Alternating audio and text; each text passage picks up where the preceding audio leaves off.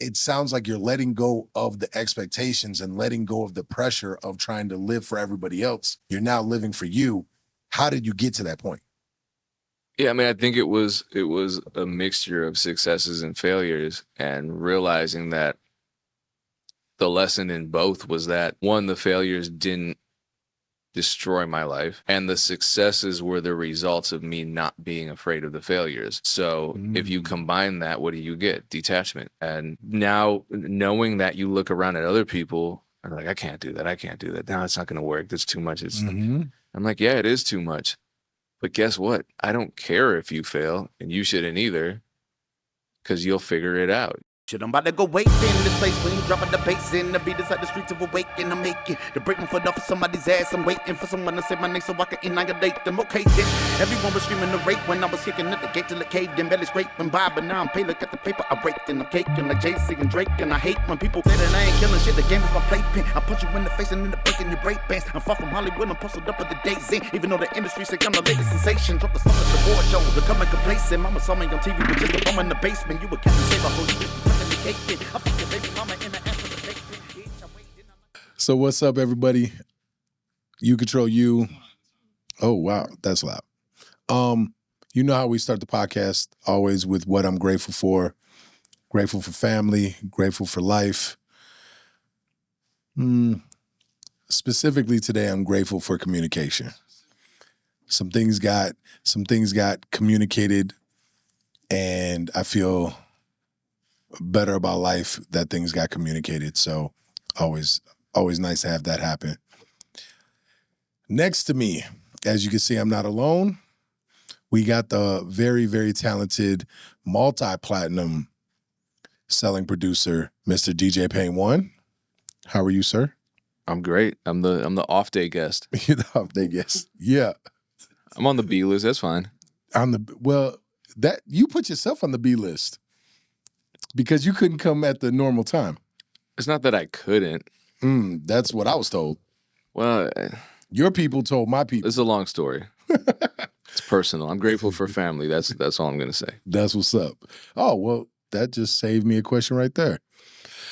So, if you don't know who this man is, as I stated already, he's a multi-platinum producer. I'm on TikTok too. DJ Payne 1 on TikTok. There it is. Have very few followers, so anything helps. You have more than just a few followers, don't you? I don't even check anymore. Oh, see, he's so famous he doesn't check. The man is produced for 50 Cent, Jeezy, Gierbo, Luda, Rick Ross. The list goes on. Can you just keep naming a few? Little Baby. That had a song go viral on TikTok. That was a La Pat Rodeo record. So shout out to TikTok for that, because that's a hit song now. Who was the artist on that one? La Pat. Oh, my bad. And featuring Flo Milli. And Big J was on the original. Who the hell else have I produced for? A lot of people. Yeah. AZ, Luda, did you say those? I did say Ludacris. I usually start with Jeezy. I think I started with Jeezy. Yeah, Jaheim, Polo G. Did you do one with Pooh Shiesty? I did Pooh Shiesty. That Pooh Shiesty too, wasn't it? That was a hit. Yeah. The album is platinum and the single's gold, at least. Kevin Gates. Kevin Gates. Yeah. Royce the 5'9". Yeah. Man, that's insane. It's weird. It's insane that you forget. That's how dope you are. I'm forgot. Old. I forget a lot of stuff. So let's get the party started. What made you want to be a producer? I was just bored. I just loved music, and I had no idea how it was made. So one day I figured out how I could make it, at least, and it was fun. And obviously, this is probably the most, not the most, but one of the most competitive fields on the planet. So who in their right mind, as, you know, a 14-year-old, 15-year-old, when the entire world is telling you, take this path, this is, you know, chasing a dream like music is pointless. Who in their right mind would go against that? And so I kind of had these two parallel trajectories where I was in school doing everything I was supposed to do, getting a degree, etc., But then I was making music because that was fun and it was keeping me out of trouble. And one day I woke up and realized I had to make a choice. And so at least temporarily I chose music, and then that became a permanent thing. You said you had to make a choice. Why did you have to make a choice at that point in time? Because I had a teaching degree. So it was either, you can't be a part-time teacher. You can be a sub, but that's not a career. So it was either become a full-time teacher where there's just shout out to the teachers. They don't do anything but teach, think about teaching, try to decompress from teaching, try to prepare, plan. They don't do anything but that. So there's no way my life could have been 50% teaching and 50% music. There's just no, and even 80% teaching and 20% music, because it's just such a demanding career. So I had to make a choice. So you already had a teaching degree. Mm-hmm. Did you have any hit records at this time? No, not at all. So how did you have faith that this was the right path? I didn't. It was just something that I wanted to figure out because I enjoyed it. It wasn't a safe option. It was just a matter of me wanting to see what I could do because I love doing it. And I knew that, I could pretty much always go back to teaching because I had the certification and the degree. And then all I would have to do was just reapply for a license in the future if that's what I needed to do. But music was, I don't know, I don't feel like you can take a break from something like from art, because then your brain just gets out of that mentality. There's no guidebook to re-immerse yourself in the music business.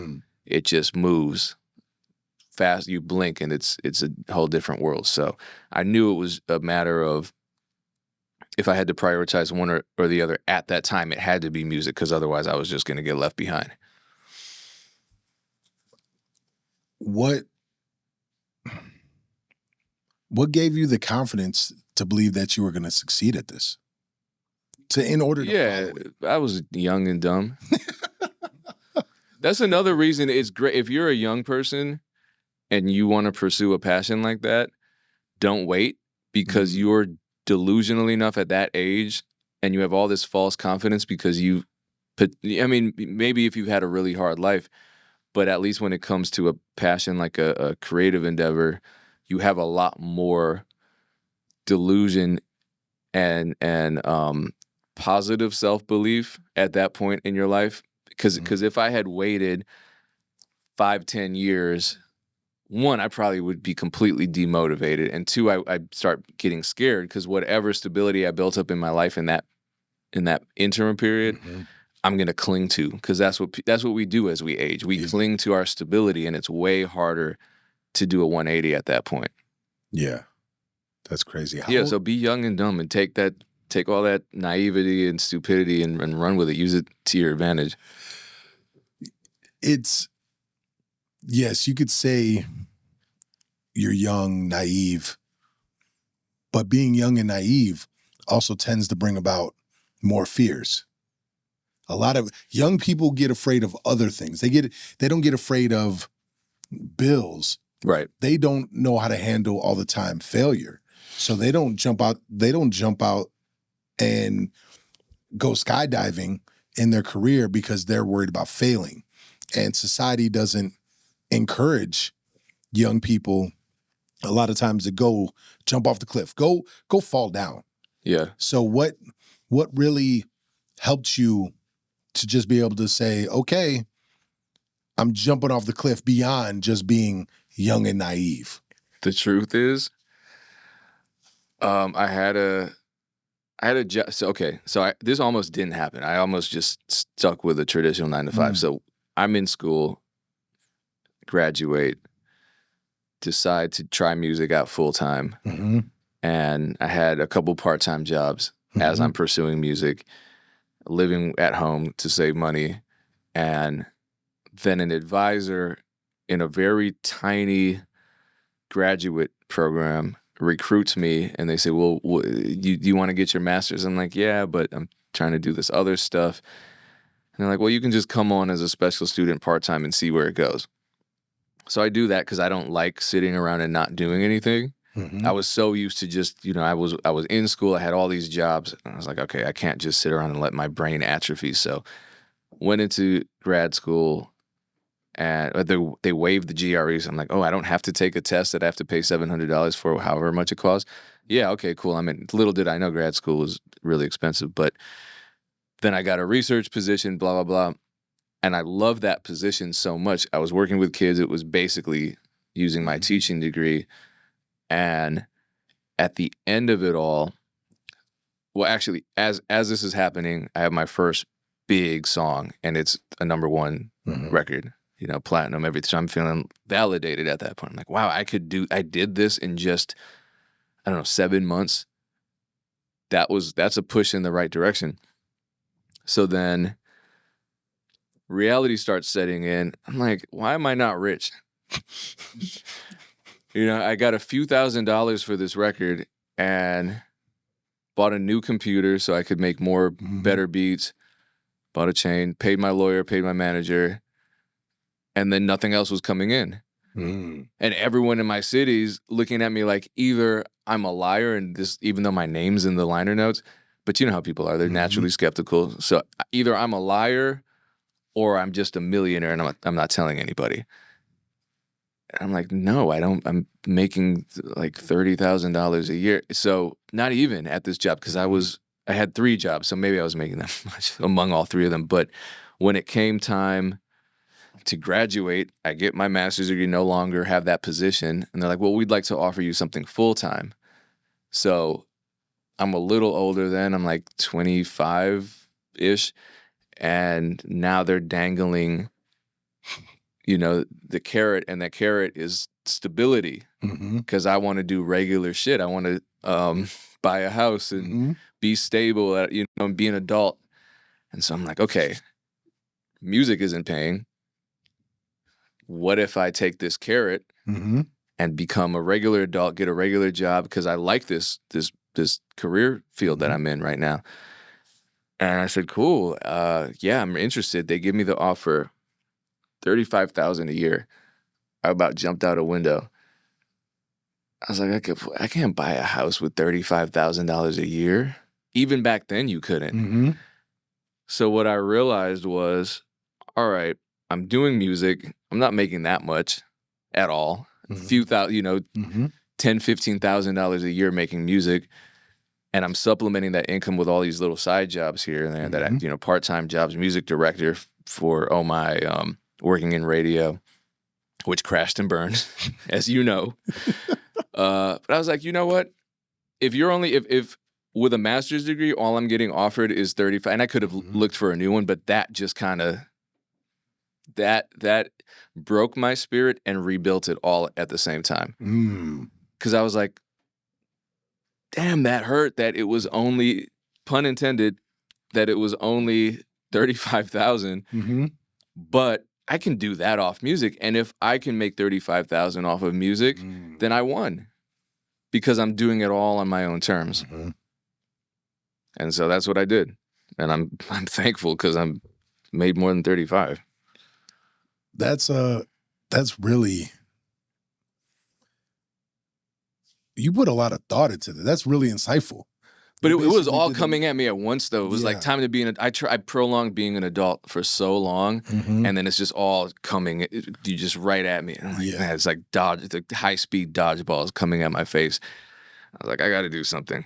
So I had to think fast, and I said thank you, but no thank you, and I don't regret it. I'm sad that I had to leave that space, but yeah, man, that's really incredible, and that also. Hopefully when people listen to this, they understand that how big of a decision that was, because you basically, the only way I can say it is you bet on yourself. Right. And you bet on yourself. This is where the being young and naive, you bet on yourself at a time where you could fall, where you were okay. If you fell down, you'd be able to get back up and it'd be a little bit easier than if you were married with kids and tons Right. of bills and things of that And nature. it was a recession too. Yeah. And like I know, but they don't know, who was the artist that first placed you? That was Jeezy. That was on an album called The Recession. That's what- Ironically. Beautiful, beautiful. That's super dope. Now, you didn't just, when you say music, you didn't just rely on being a producer. No. What other ways did you find to use music to make money? I was DJing a lot. I was just DJing because I was sick of the rappers I was making beats for having all the fun. So no, it was really that, because the first show we ever did when I was a kid, I was a teenager, and the rapper that I had produced for gets on stage, and it wasn't a great event, Mm-hmm. but just even having like 20, 25 people there, Mm-hmm. and I'm seeing him have all this fun, and everyone's like, oh, that was so great. I'm like, bitch, you weren't in the studio with, I'm in there making these songs sound good. So I started just kind of piecemealing a DJ setup together, Mm-hmm. and first learned to scratch. And then, just me being present at these spots, people Mhm. were like, well, can you DJ a set? I'm like, no, you see me. I only have one turntable. I'm just learning to scratch. Mm-hmm. And so then I had to buy a second one, and then records were expensive. Thank the universe for Serato. But yeah, I started investing in that because I knew there was a demand for it. But yeah, other than that, teaching music, like I was music director for Oh My for a while. That was one of my Mhm. part-time positions. Shout out to them. So I was working with the first wave students. Yeah, I had the radio. Mm-hmm. That didn't pay shit, but I was still doing it. It was fun. I think it maybe kind of helped my reach a little bit. It was a signal boost. Yeah, so I was always doing something music related. It was all, but I wanted it all to be music related. I didn't want to, make music and then say, well, I'm going to be a graphic designer, because that's just going to distract me from the core of what my spirit wants me to do. So, since we're headed in that direction, Uh-oh.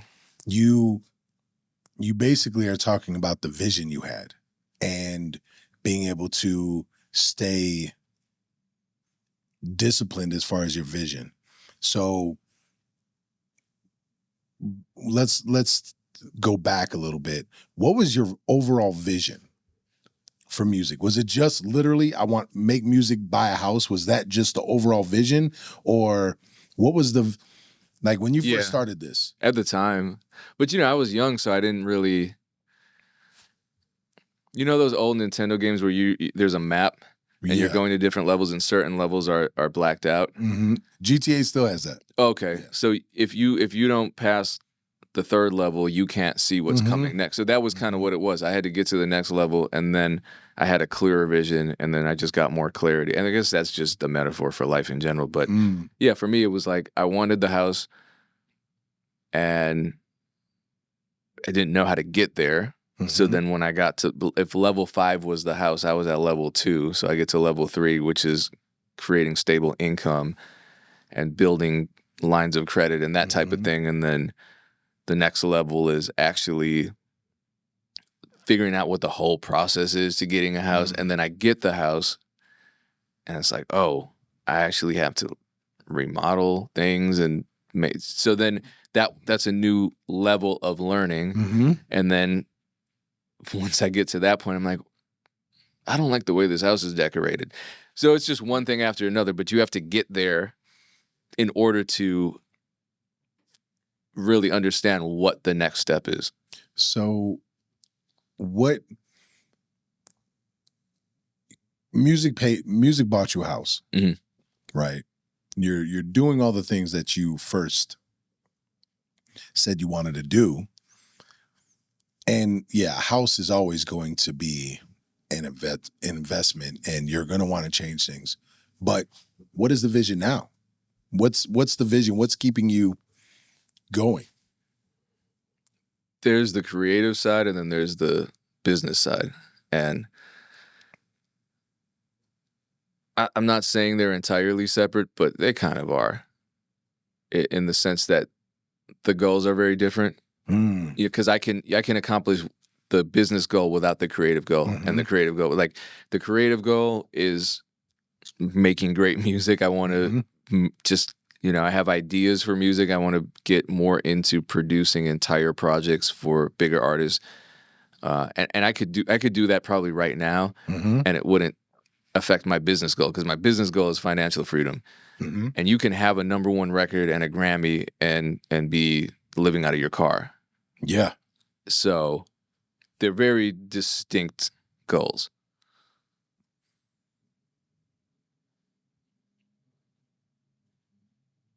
What are they?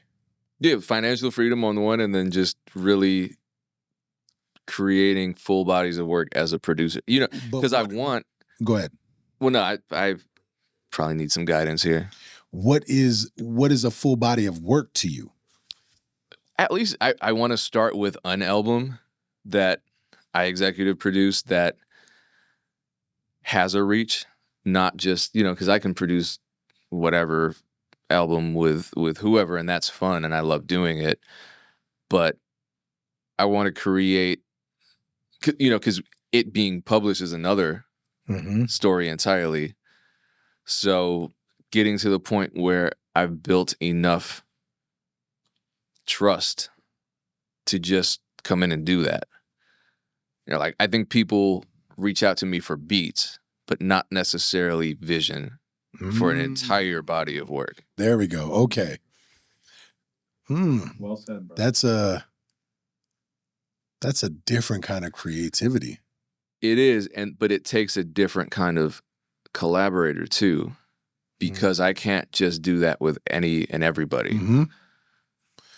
So for people that may not understand it, they don't understand what you're saying. Would it be fair to say you want to be more or less Dr. Dre or RZA or someone that is basically, you're the director, you're the Martin Scorsese or Quentin Tarantino for this music project?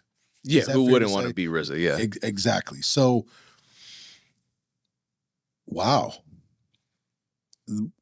Let's say you accomplish that, right? In your own dream world, if we said, DJ Payne 1, you're going to get this is going to happen, who would that artist be? In a dream world. Hopefully it's more than one artist.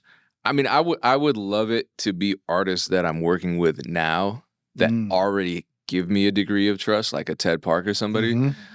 But yeah, I mean, I don't think, he's a very different artist from somebody like T-Minus, right? He's executive producing a lot of J. Cole's projects. And that's someone that I don't want to say I came up with him, but like we had the same management when before either of us had and now he's, he's Dr. Dre. But yeah, I mean, like that kind of trajectory, because he was making beats at first, and then it somehow turned into him becoming an executive producer of these huge records and these huge bodies of work. So yeah, I think everyone's different, and I like the challenge of trying these different collaborative scenarios out. But then also, yeah, I mean, it would really take me working with an artist where there's mutual respect and we're challenging each other. Because it wouldn't just be my vision. It'd be meeting the artist halfway and then creating the body of work, and then do the fans like it? And I guess even before then, do we like it to the point where we're committed enough to release it as is? Yeah. So there's so many moving parts. I'm getting a headache thinking about it, but it's also an exciting prospect. Yeah. Man. Well, shout out Frank 909 for the heart. Appreciate you. Appreciate everybody tuning in. So,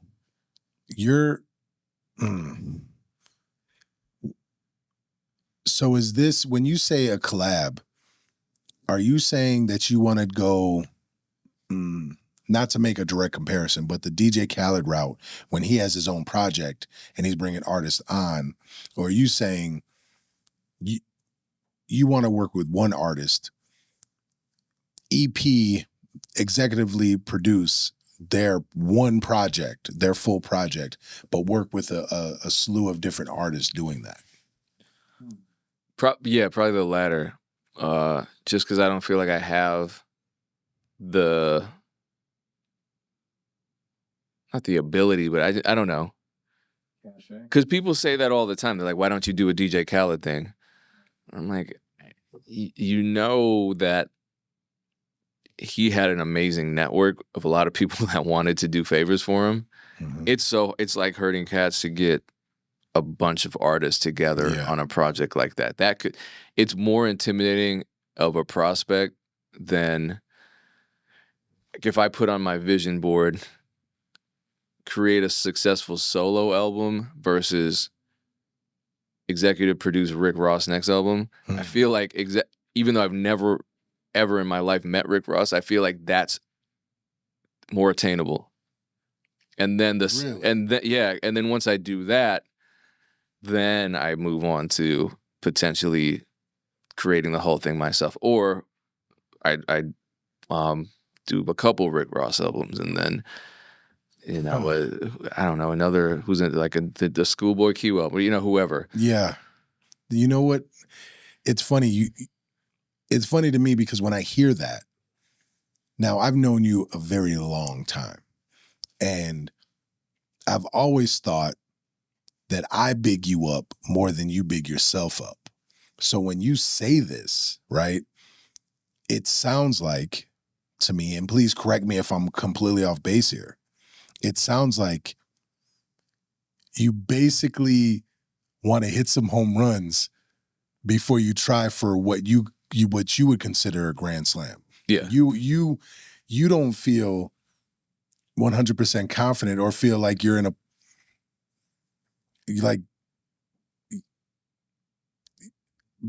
confidence is basically the word I want to use. I'm looking for a different word here, but you're not sure you can step out on that ledge yet.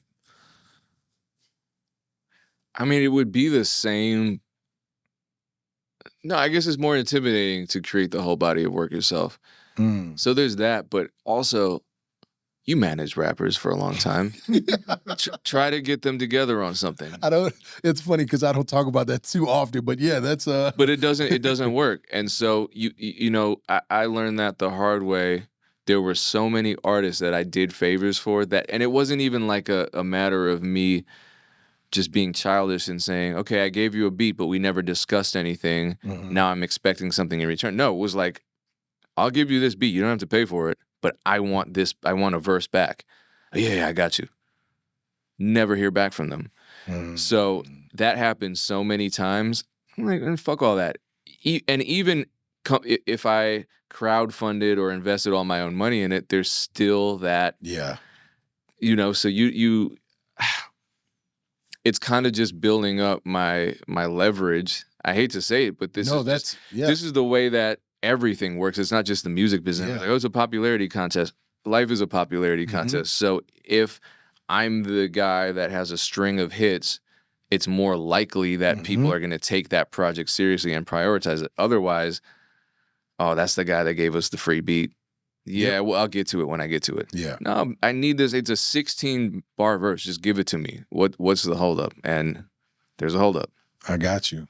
So, what do I do? And if I have a specific vision for the project, I just hate getting married to the outcome knowing that someone can just destroy that simply by not doing what they said they were going to do. So if I'm married to this outcome where I'm like, I see this artist on this song and that artist on that song, and this is my whole vision, it's like a house of cards. One artist pulls one card out, the whole thing collapses. But working with one artist specifically, that's why I say it's easier to work. Because if that one artist is already locked in and they're mutually committed to the project, that's easy. Yeah.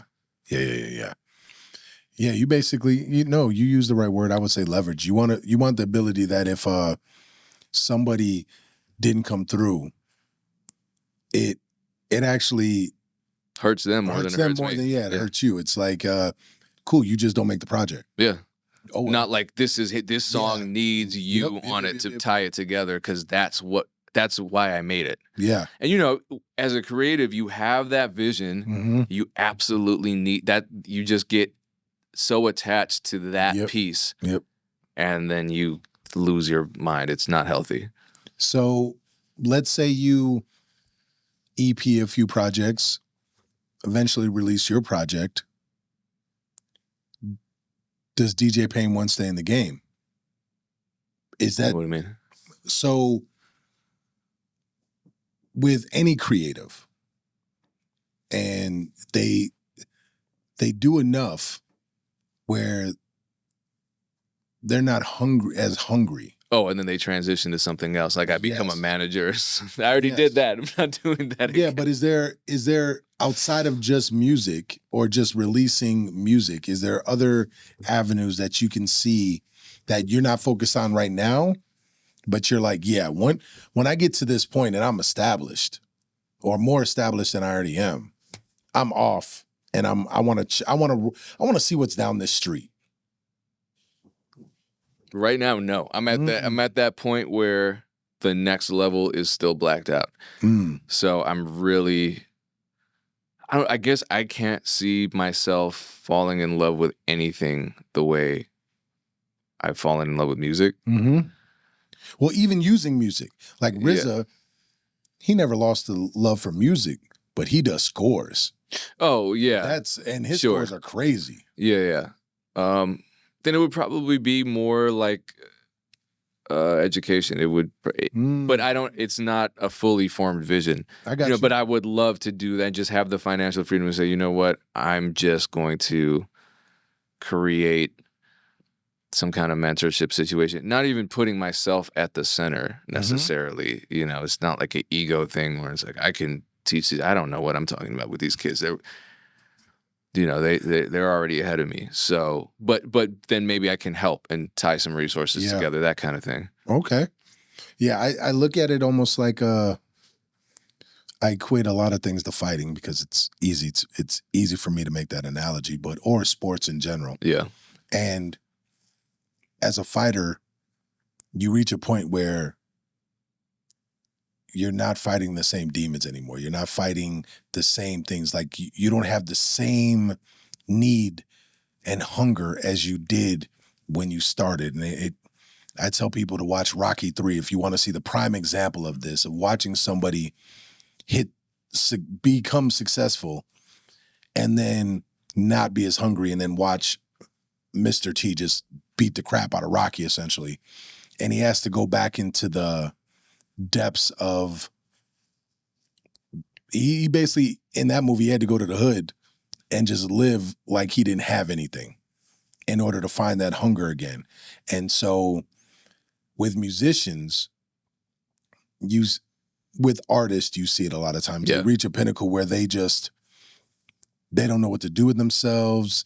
They basically, they've had enough people tell them how great they are that they actually start to believe it. No, but the good thing for me is I'm on social media, so people tell me I'm a piece of shit every day, and that keeps me hungry. So you naturally have what I call the Julius Caesar effect. He had a guy that walked right behind him that reminded him all the time, "You're not a god. You're not a god. You're not anything. You're not a god." Well, you know my friends and my family. Yes, yeah. But see, I have a different viewpoint with friends and family. I wish more friends and family spent less time trying to humble us and more time trying to big us up, because life will humble us in the best way possible. We don't need anybody else to humble us. If we start feeling like we're too big, life will smash us down and check us really quick. And then do we learn the lesson as we climb back up? So, but it's funny you use social media. You should just call them.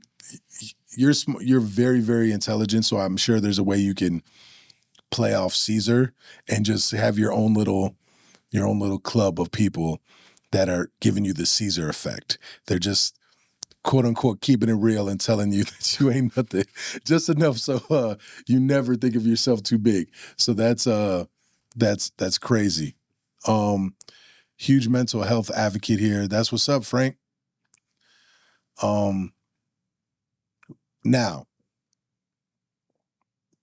you've shared your vision. You've shared your successes. What are some of the most impactful? I'm only going to use this word so people understand. I am not a big fan of this word, but of your failures. your missteps or the lessons. I like to call them lessons. What are the lessons that have your biggest lessons that have impacted you in your career? I think the worst thing I did was hesitate or I think being stubborn is great. It's been a great asset for me. But there's productive stubbornness, there's assistive stubbornness, and then there's the stubbornness that can hinder you. So the stubbornness that hindered me was not wanting to try new things that were working for other people, like getting on the internet and starting a beat store. For decades, I was like, no, I'm not doing that. Oh my God, dumbest shit ever.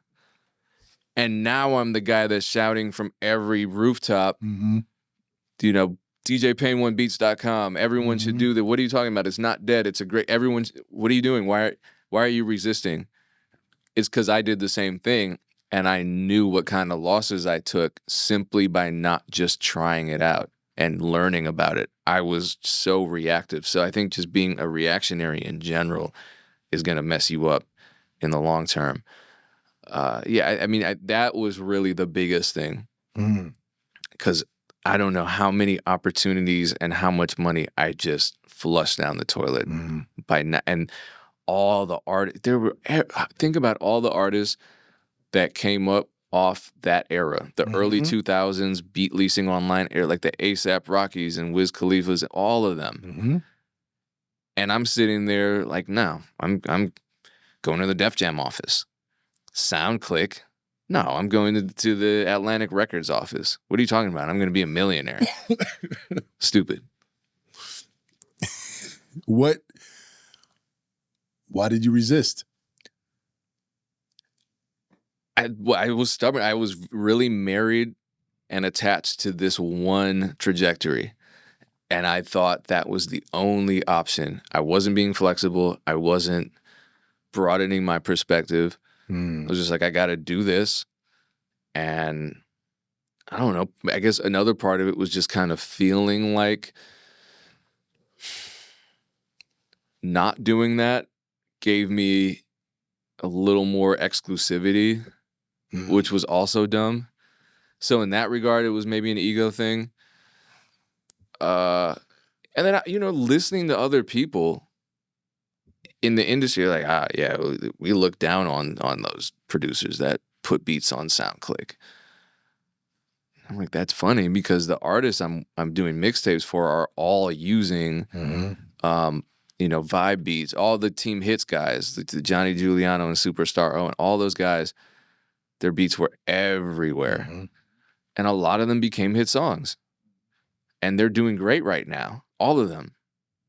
They're producing for Kendrick Lamar. They're doing hit songs for NLE Chopper. Like decades later, after that era, and I'm just sitting there like, damn. Not that I would have been them, but I would have been a part of that world movement. At least. Yeah, that movement. Like DJ Burn One got all the ASAP Rocky placements off of his SoundClick.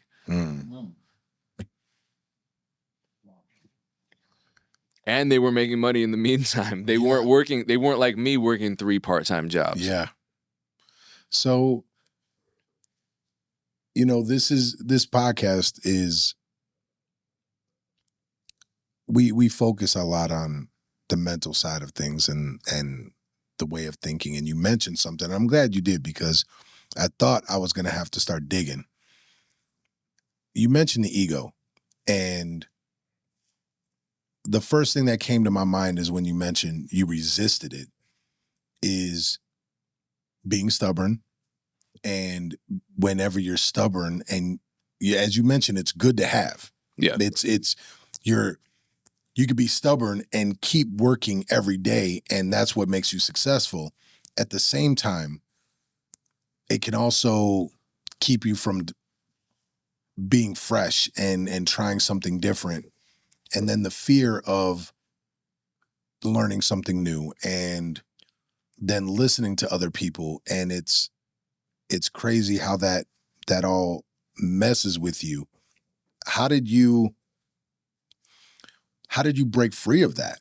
And have you broken free of that way of thinking and that way of not letting fear dictate every single action, or not being so stubborn and so stuck in your ways that this is the only way to do it?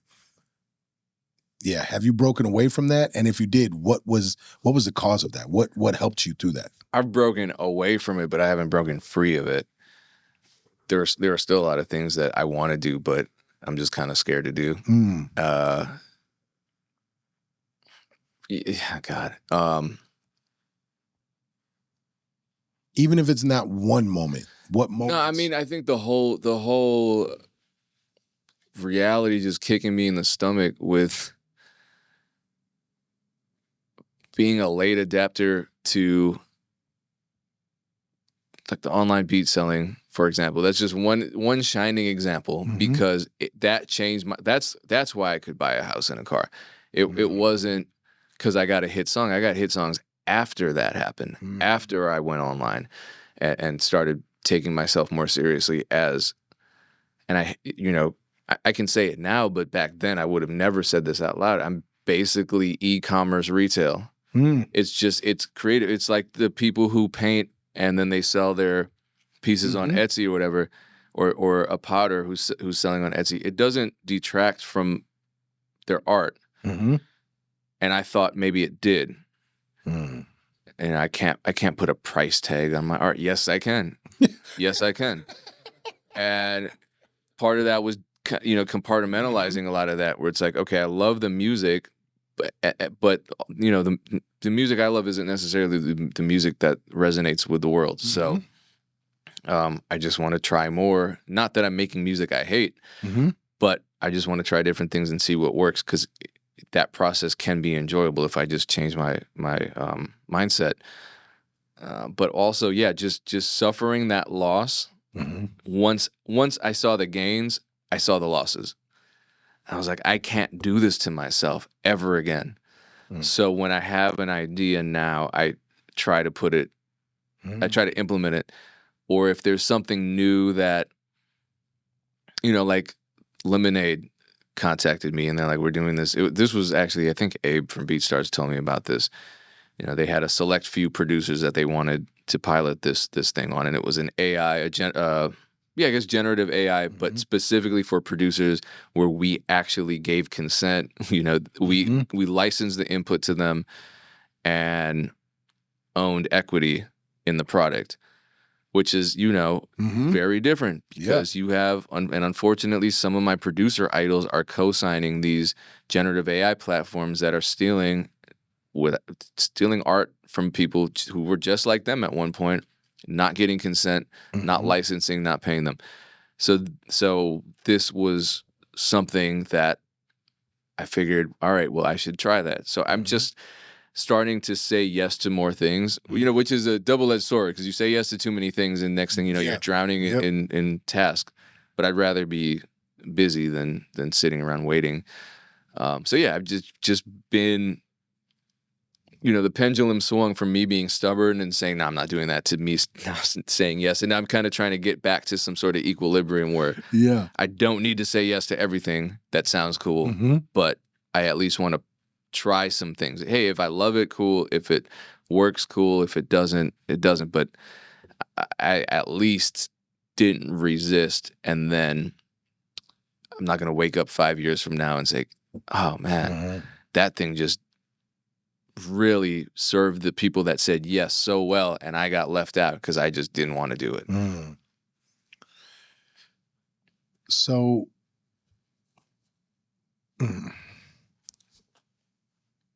you're, as you stated, you now try to do more. You're less stubborn to things. You're more open to things. You at least hear them out and at least consider what's going on.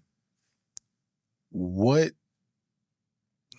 you do that in your business life, have you applied that to everything else in your life now? That is my life. Yeah, no, I have. It's not.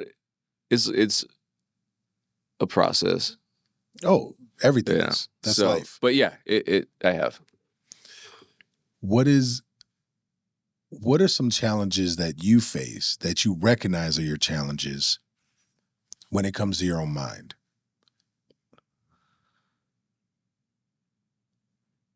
Yeah, I think being fear driven and clinging to comfort and clinging to what's known versus what's unknown.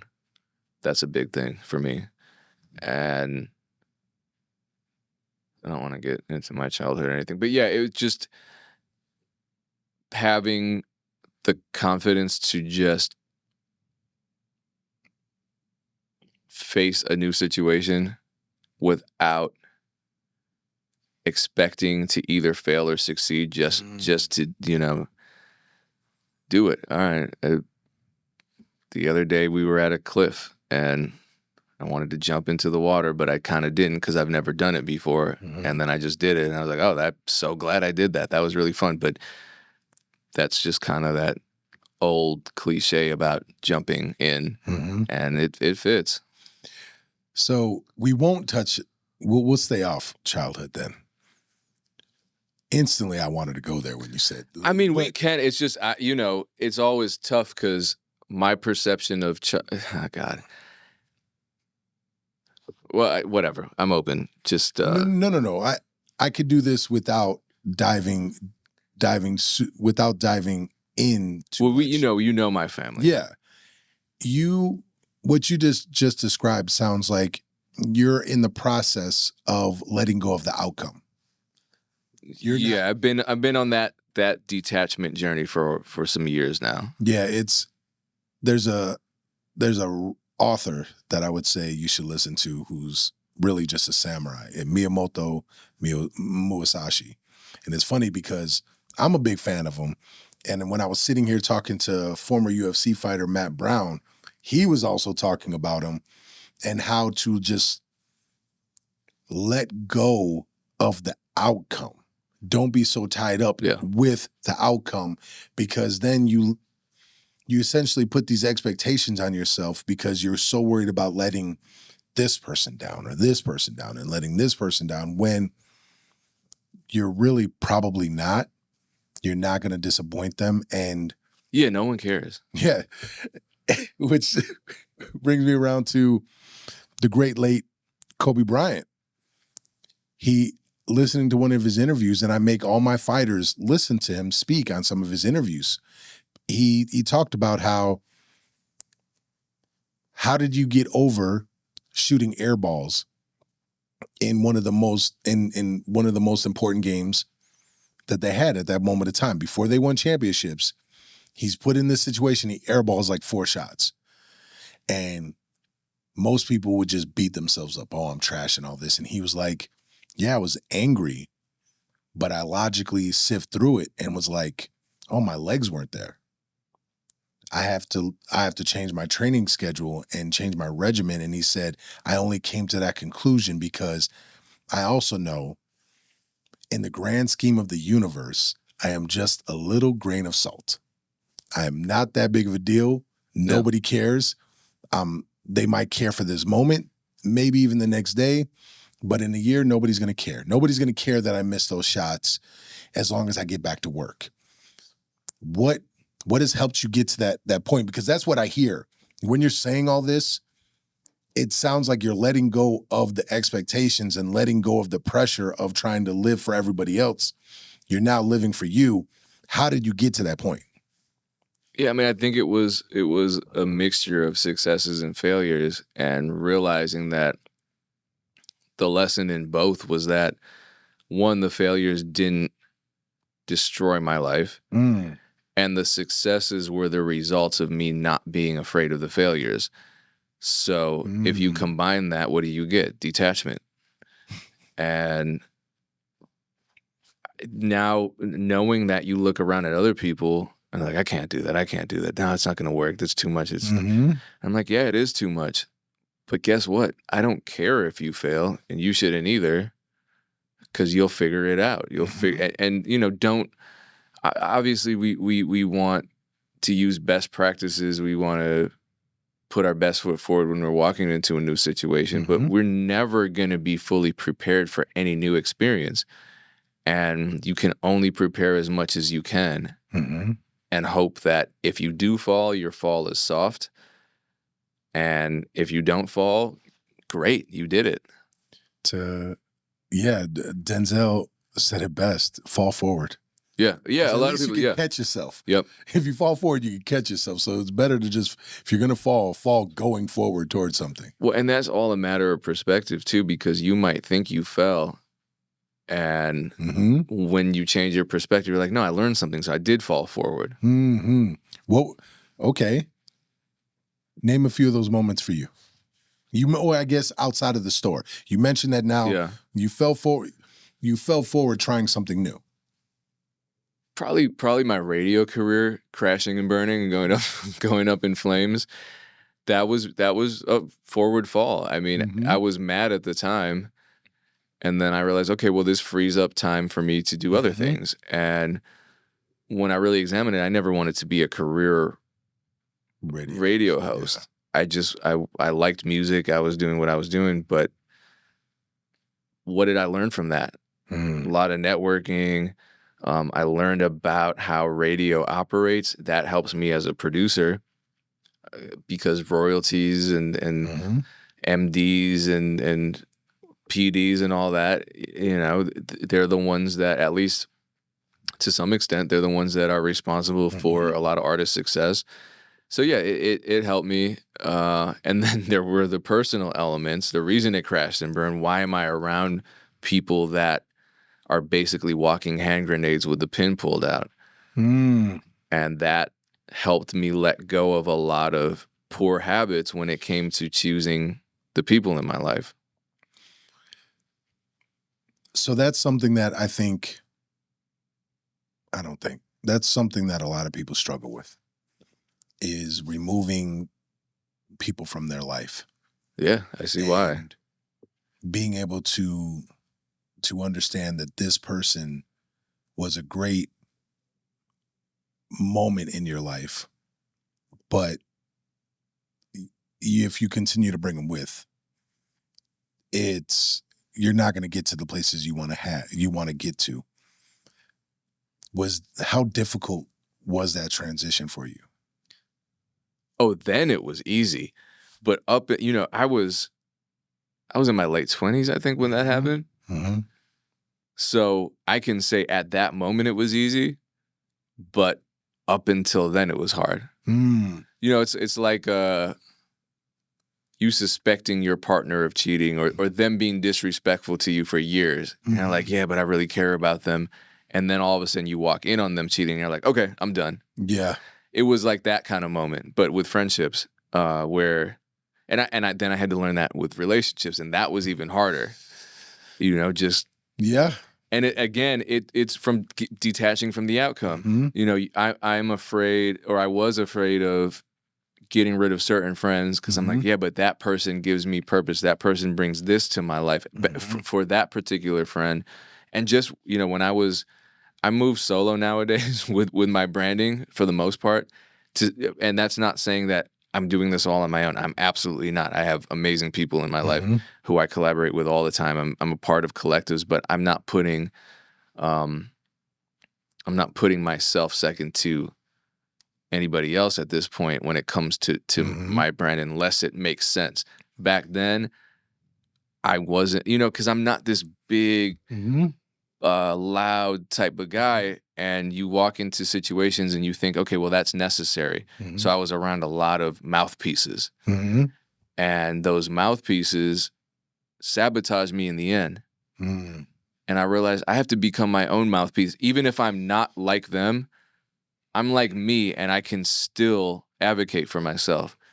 I can't be afraid to advocate for myself. And it was all fear-based. It was like, I need these people in my corner because otherwise I'm out here by myself. And I was like, fuck it, I'm getting a plane ticket. I'm going to Atlanta. I'm going to New York. And then you learn a lot of shit just being out there because you have to figure shit out yourself. You can't fall back on other people. The ironic part of it was I'm thinking all these people are supporting me and propping me up. It was the opposite. And yeah, I had to learn that, and it was just fortunately I finally learned after all these explosions. I was finally like, you know what? I need to stop playing with hand grenades. But I learned that lesson kind of late in life. Granted, there are people in their 50s still doing the same shit. So I made a face. I shouldn't have made a face there. How long do you plan on living? If you had your wish, how long would you live?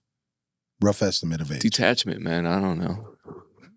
4 more years until you're 97. If you live, if I'm healthy and happy, then yeah, I'll live as long as I'm able to. But who knows? And you're already headed down this path. But just so the people understand, it took you as long as it took you. Yeah. You're still young in comparison to 100 years old. Yeah, absolutely. So, and I know your grandfather lived a very long time. So all but one grandparent lived well into their 90s. So yeah, no, I'm on your side. I'm cursed in the sense that if I don't stop making mistakes at some point in my life, I might have a very long career of fucking up. Yeah. And I don't want to be a 60-year-old, Yeah. Before we go and I have you shout things out or talk about your endeavors fully, let me just say, brother, I'm in awe of you right now. I've always loved your work ethic. I tell people still, I don't know anybody that works harder than you. For me, it's always the driving force. It's like, if I need some internal motivation, I'll say, well, man, there's got to be people working harder than you. Who do you know? Corey is one of them. DJ Payne 1 is one. Corey's definitely. So it's like, okay, who's working so I don't have it, like, because if I was around people or knew people that didn't work, and that was my circle, then it would be very easy for me to sit at home. But hearing you speak now, knowing I've been around long enough to watch the grenades in your life. Oh yeah. And be there to try to like just give advice, or be there just as a brother to like it's okay, man. Like, no, I know I frustrated the hell out of you as probably more than you frustrated me at that point. It wasn't even frustration. It was just more or less, I knew you could be here and you didn't need them. I always looked at you like, you don't need these people. That's why I always looked at it as a blessing to be a part of your life, because I'm like, he doesn't need me. It's just, it's really dope to hear you get it. That you don't, it doesn't mean you don't need people. You just don't need the wrong people. Right. And to hear you talk about that you're your own mouthpiece now, and you're your own, you know how to push your own brand now, and you're able to say yes to things, but also, no, that doesn't make sense to me.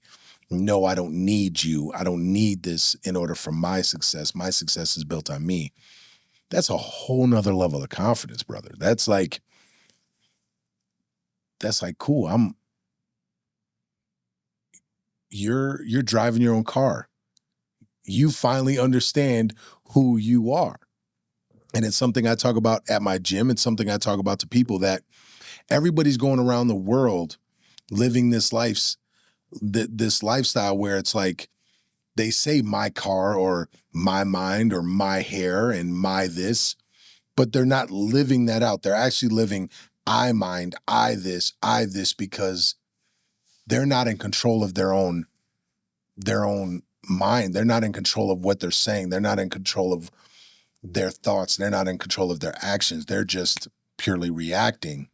Okay. Yeah. And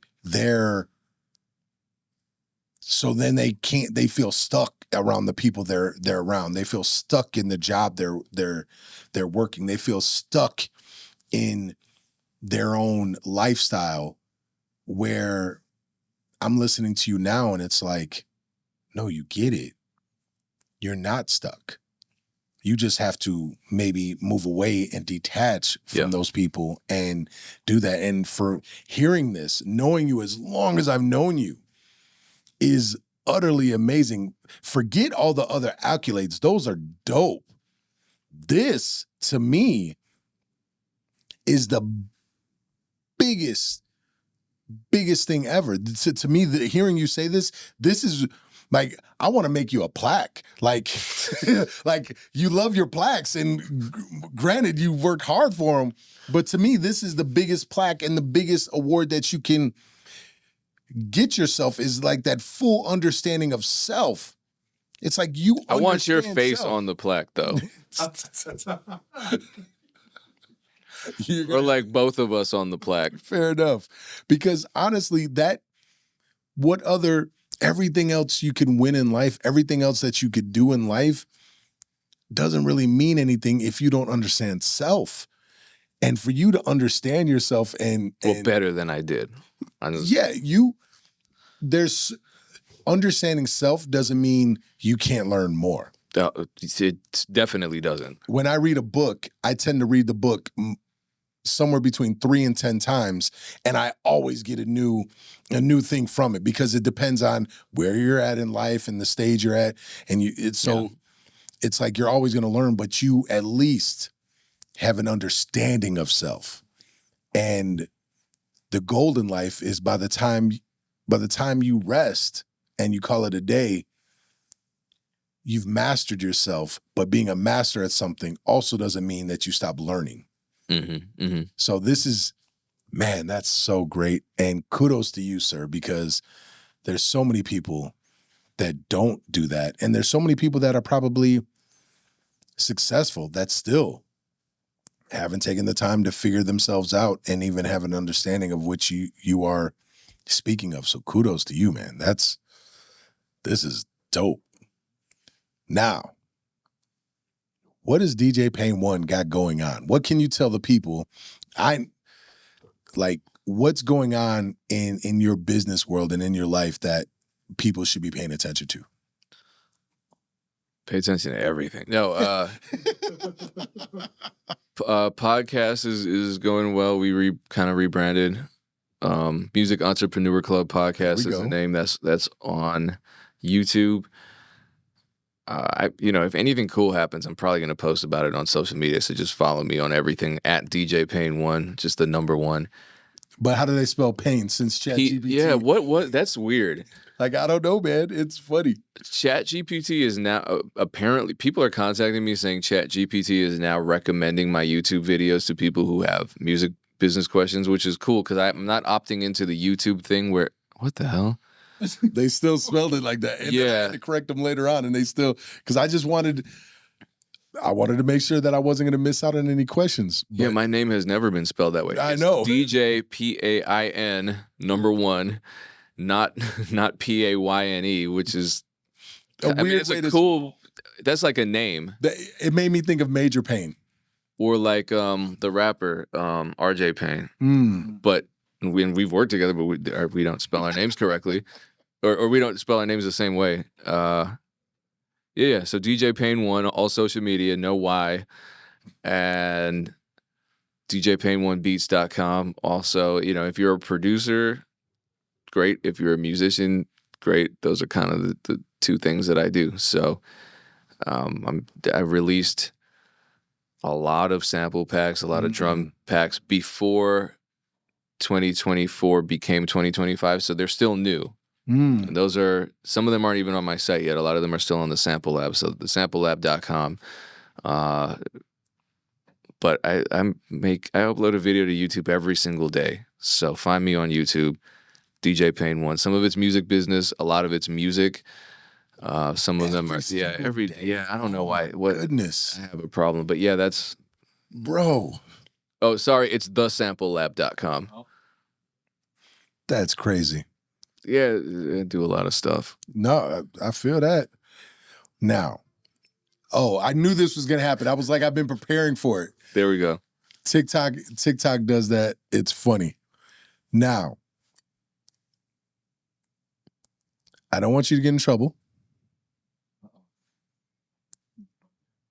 Is there any? So don't get me in trouble. I don't know. Is there any? Well, maybe it's on the verge of coming out. And it's coming out. No big deal. Are there any songs, any artists that you're working with that hasn't been announced yet that you can announce, or something new you could tell the people to go check out? Just everyone go spam Ted Park and say, we have like 5 albums and they're good. I really like them. See, I know what that face means, so we're gonna redo that. Can you re-say that? Because let me show you what you just did right here. Yeah. And so the people know. Yeah. This means, okay, I'm gonna think really hard on this, and I'm not sure, but I know for sure what name I'm gonna say. But is there something I'm missing? But really, it looks like, yeah, just go check out Ted Park. No, I said spam Ted. Go to Ted Park's social media and say, drop music 2025. Oh, see, that's what we want. Yeah, drop music, because we have a lot. Everyone follow him too, because he's a great musician and great person. But yeah, I mean, there's a lot going on that, traditionally I would not get excited about, but it's just because it's smaller stuff. We're just building blocks. So a lot of building blocks. Building blocks have names. Some of them don't, honestly. Some of them really don't. That's why that question is a tough one, because the stuff that I'm a little excited about, they're just seeds, right? They haven't grown yet. So I wish I had better news. But yeah, I mean, look, this is the year where I'm just shooting every shot. So when I'm back, I will have something concrete. I feel that. Well, make sure you spam Ted Park. Make sure you check out all DJ Payne One's social media links and websites. Oh, so me and Soul are back to recording stuff. Oh, wow. That's what's up. That's super dope. That's like a completely, what I love about your guys' music is it doesn't sound like he has any business rapping on those beats sometimes, and he still makes it sound cool. Yeah, and those are the beats that he wants from me. Yeah, in that way, it's funny. In that way, he reminds me. I think I've told Sincere this, Craig. He reminds me of Sincere Life, because Sincere, spits bars, but listens to Gucci. Not saying Gucci isn't dope, but it's just they rap completely different. And that's what I think about with Soul. Yeah, because Soul was old school. He had the Lord Finesse flow, and then he created kind of his own thing. It was kind of like, not like he sounds like Cool Keith, but kind of in that same lane. And then he'll just text me like, I just listened to his favorite rapper is Lil Durk, I think. So see, that's so crazy to me. That's so crazy. His favorite new rapper. So if we're ever on tour, it's just Lil Durk, Lil Durk, Lil Durk. That's hilarious. Yeah, you wouldn't. Well, you know what? It's okay. So another artist that I recently reconnected with, I-20. His son, Destroy Lonely. Yeah. And when because we did an episode and it didn't go viral, but it over 100,000 views on YouTube. It was my top watched podcast episode of last year. A lot of people were like, I never would have guessed. And I'm like, I did, because I knew 20. It makes complete sense that that's how his son's music sounds. Complete sense, because it was just, 20 would call me up and say, Payne, I really want something that's inspired kind of by Nirvana, and I want it mixed with Danzig. I'm just like, oh God, all right. So it makes complete sense that that's when you hear the kind of like trap meets pop punk production on a Destroy Lonely song. I'm like, yeah, that makes sense, of course. Shout out I-20, aka Bobby Baritone, aka himself, the Dilla himself. Oh man, but my daughter still talks about you guys eating in my crib and him choking on. Yeah, that was. Yeah. And I'm trying to give him the Heimlich maneuver, and it's not working. And see, That was terrifying. I needed help. There was a whole room of people in the other room and couldn't get help. And then I'm like, why weren't you helping me? Our friend is dying here. And you're like, I thought y'all was fucking around. Yeah. I'm like, I'm not. I don't joke about life-threatening medical emergencies. It sounded, yeah, if y'all had to be there, it sounded like he was joking. He wasn't joking. He was choking. He didn't sound serious. He didn't sound like someone that was dealing with life and death right then. He just said, hey, could you use some help? Need some help? No, I don't even sound like that. Hey, need some help? Need some help? It wasn't like, oh my God, he's about to die. Hey, get in here, I need help right now. It wasn't. Like, I thought y'all was play fighting or something. Yeah, Like, it didn't sound When that have you serious. ever seen him play fight? I mean, he talks about boxing and doing stuff all the time. So He talks it's about possible. fighting in the club. That was not the club. That was your living room. That was a good pun right there. You used to be a good pun when I used to Photoshop you on Big Pun's body. And people got really upset about that. They did. It was weird. People get upset over nothing. Oh, don't I know it? Before we get offline, what is the funniest, craziest thing someone said to you on social media where you just was like, That's a whole That's episode, man. Yeah, that's a whole episode. I think the funniest thing anyone can ever say, and it's a lot of people say this, the funniest thing you can ever say to me is on my social media, when you go on my content, you say, well, no, I've never heard of you. You're here. It's like someone showing up to my house and being like, I don't even know where the fuck you live, but you're here. It's the weirdest. What are we doing here? That summarizes the social media experience. You know what I love most about this is that you get so animated about it. You get so and that will forever make me laugh. That level of absolute absence of logic, it's like pouring salt on a snail. That's how I feel. Like you're pouring all this ridiculously flawed logic on me. I'm just like, what the fuck? That doesn't make sense. Gotta move. It's really good for cardio. What so you've beefed up and it's because of all the stupidity coming your way? Yeah, I don't even work out. I just read comments and I'm like, what the fuck? And then, that's good for the triceps. And you're like, this is crazy. That's good for the shoulder mobility. Fair enough. And when you stomp on your keyboard, that's great for calves and I think glutes. Probably glutes, hamstrings. Yeah. I did mention that so many people are out here not knowing they don't know self yet. That would fall in line with that. That would definitely fall in line with I don't know what they have going on, but it's funny. What is one tip that you can give anybody, not even a musician, to help them to help them find success? I think writing down your goals, all of them, and then using that as a tool for accountability. So, even concrete goals like, I want to make a video a day. Mm-hmm. That's my goal. Write it down. To kind of more abstract personal goals like, I want to set better boundaries in my personal life.